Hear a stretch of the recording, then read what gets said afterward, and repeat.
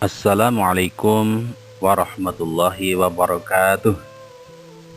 Adik-adik sekalian yang soleh dan soleha, sekarang kita akan belajar bersama tentang hukum bacaan ghunnah pada mata pelajaran Al-Quran Hadis kelas 2 semester 1. Ya, adik-adik sekalian tetap semangat ya. Adik-adik sekalian, sebelum kita belajar, ayo kita berdoa dulu bersama-sama. Bismillahirrahmanirrahim. Raditu billahi rabba wa bil islami dina wa bi muhammadin nabiyya wa rasula. Rabbi zidni ilma warzuqni fahma. Amin.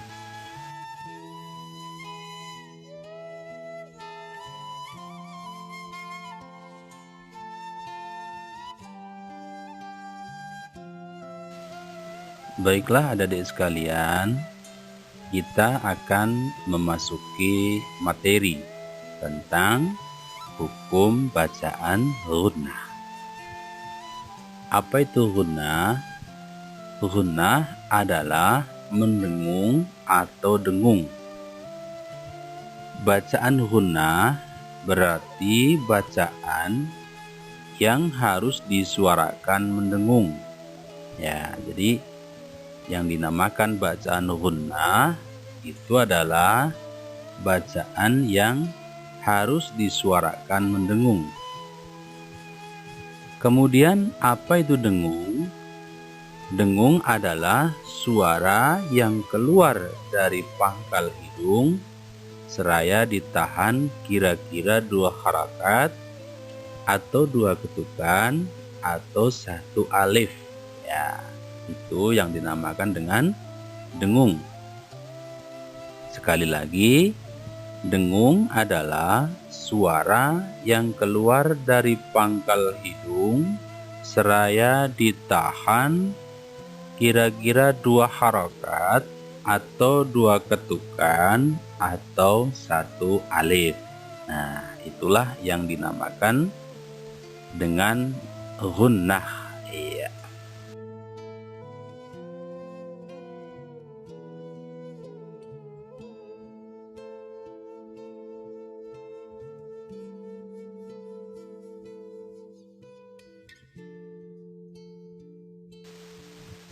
Adik-adik sekalian, sekarang kita memasuki pembagian ghunnah. Jadi ghunnah itu dibagi menjadi 2, yaitu ghunnah nun dan ghunnah mim. Ghunnah nun adalah ghunnah yang terjadi khusus pada huruf nun saja. Jadi ghunnah ini ditandai dengan adanya tanda tasydid di atas huruf nun. Jadi adik-adik sekalian, kalau ada huruf nun di atasnya ada tanda tasydid, maka itu dibaca ghunnah atau mendengung. Ya, sekali lagi, kalau ada huruf nun di atasnya ada tanda tasydid, maka itu dibaca ghunnah atau mendengung.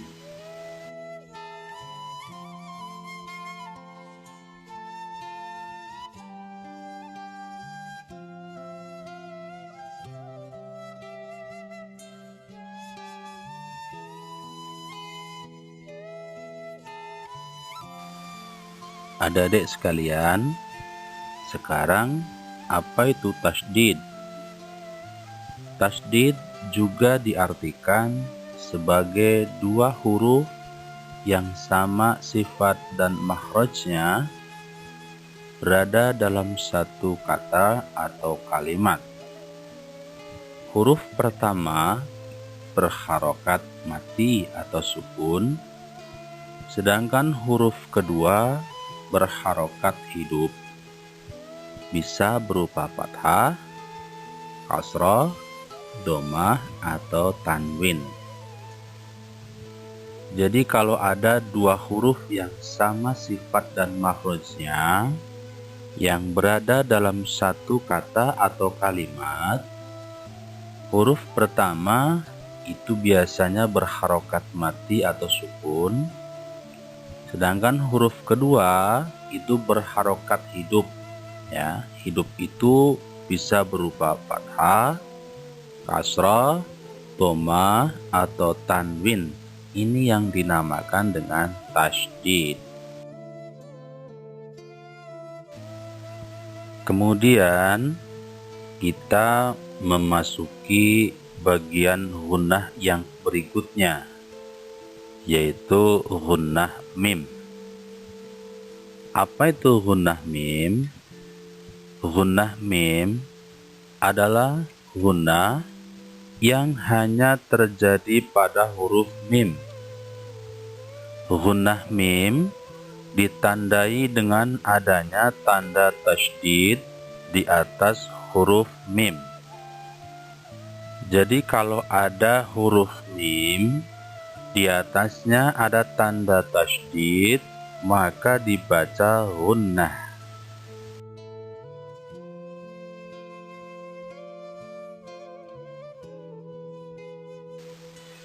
Adik-adik sekalian, sekarang kita memasuki contoh bacaan gunnah. Pada penjelasan yang lalu sudah diterangkan tentang gunnah nun atau nun bertasydid dan gunnah mim atau mim bertasydid. Sekarang kita akan belajar tentang contoh bacaan gunnah.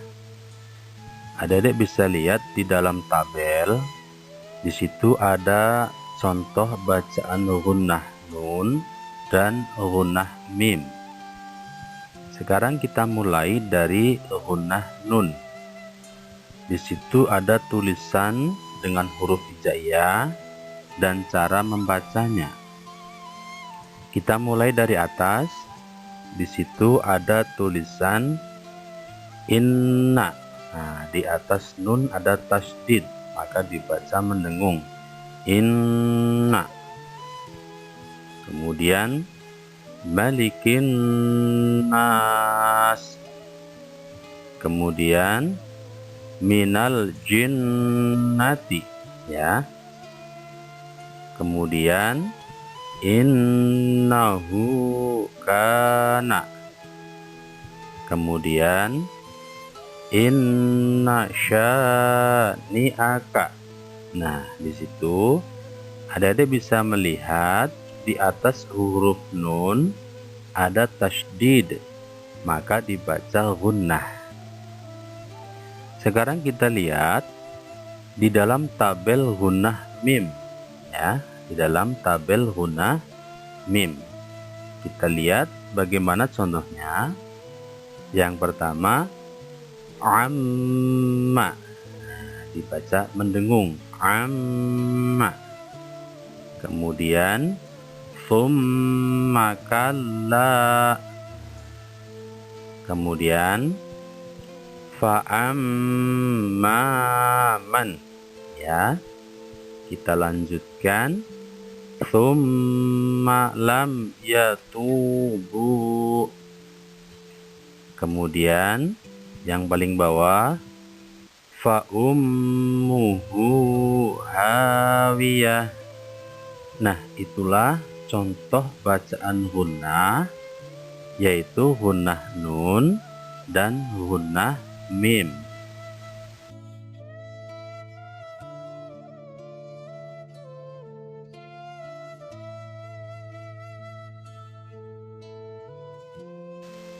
Adik-adik sekalian, sekarang kita memasuki cara menerapkan hukum bacaan gunnah. Cara menerapkan hukum bacaan gunnah. Silakan adik-adik sekalian melihat tabel yang di situ sudah ada contoh bacaan yang mengandung hukum bacaan gunnah. Baiklah, kita mulai. Kita akan membaca dari kalimat dari sebelah kanan, ya, sebelah kanan. Coba kita perhatikan dan baca bersama. Amma yatasaalun. Nah, di situ di atas huruf mim ada tanda tasydid, maka itu merupakan gunnah mim. Kemudian di sebelahnya ada kalimat innaha alaihim muqsadah.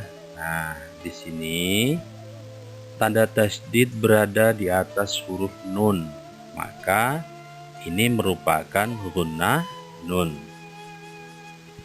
Dan seterusnya bisa kita lihat dan baca bersama, ya, yang di bawahnya.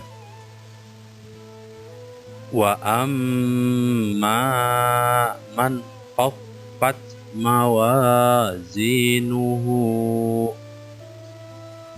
inna rabbahum bihim yawma idzil khabir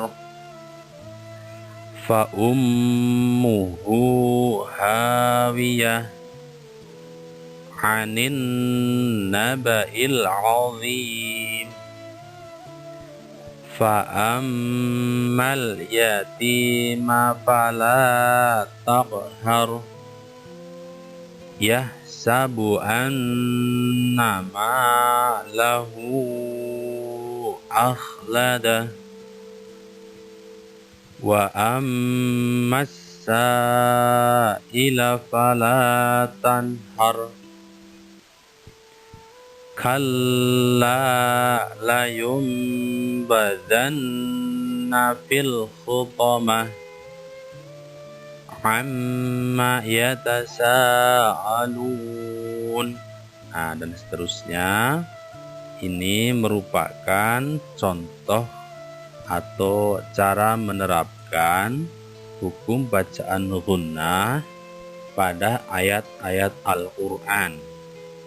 Nanti adik-adik sekalian bisa belajar menerapkan hukum bacaan gunnah, ya, bisa menggunakan ayat-ayat atau surat-surat yang terdapat dalam juz amma. Di situ ayatnya banyak yang pendek-pendek dan banyak yang mengandung hukum bacaan gunnah.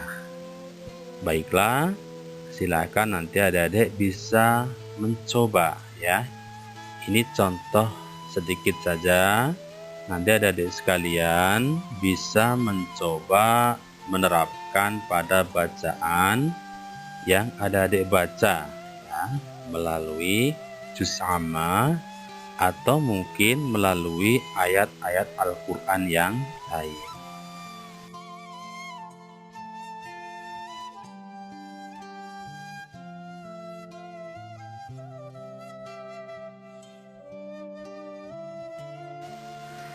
Nah, adik-adik sekalian, setelah kita belajar tentang pengertian, kemudian jenis-jenis gunnah, kemudian contoh bacaan gunnah dan cara menerapkan bacaan gunnah, sekarang kita masuk pada sesi yang terakhir, yaitu rangkuman, ya.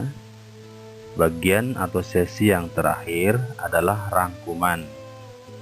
Yang pertama, gunnah adalah bacaan mendengung, ya. Jadi dipastikan lagi, gunnah adalah bacaan mendengung. Kemudian bacaan gunnah adalah bacaan Al-Quran yang mendengung sepanjang 2 harokat atau 2 ketukan atau 1 alif. Kemudian jika ada mim bertasydid atau nun bertasydid, maka harus dibaca gunnah. Jika ada huruf mim bertasydid dan huruf nun bertasydid, maka harus dibaca gunnah. Tasydid adalah dua huruf yang sama dalam satu kata atau kalimat. Huruf pertama berharokat mati atau sukun, sedangkan huruf kedua berharokat hidup. Ya, berharokat hidup itu bisa fathah, tanwin, dhamma, ya, atau kasroh. Ya, fathah, kasroh, dhamma, atau tanwin. Itu merupakan huruf hidup.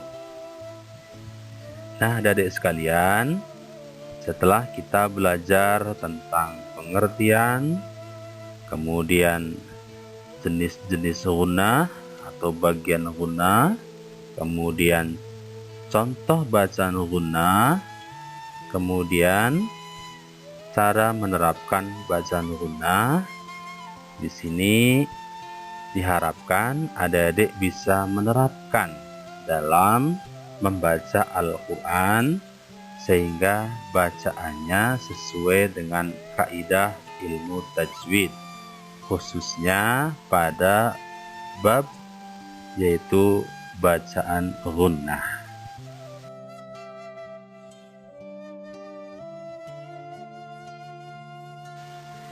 Nah, adik-adik sekalian, demikianlah pembelajaran kita hari ini mengenai hukum bacaan gunnah. Semoga apa yang sudah adik-adik sekalian pelajari dapat diterapkan pada membaca Al-Quran, ya, ketika adik-adik sekalian membaca Al-Quran dengan menerapkan hukum bacaan gunnah. Adik-adik sekalian tetap semangat belajar, ya, dan jangan lupa senantiasa membaca buku panduan belajar, ya, atau pada lembar kerja siswa, terutama tentang materi bacaan gunnah. Sampai ketemu lagi adik-adik sekalian, semoga kita semuanya senantiasa sehat dan semangat dalam belajar. Wassalamualaikum warahmatullahi wabarakatuh.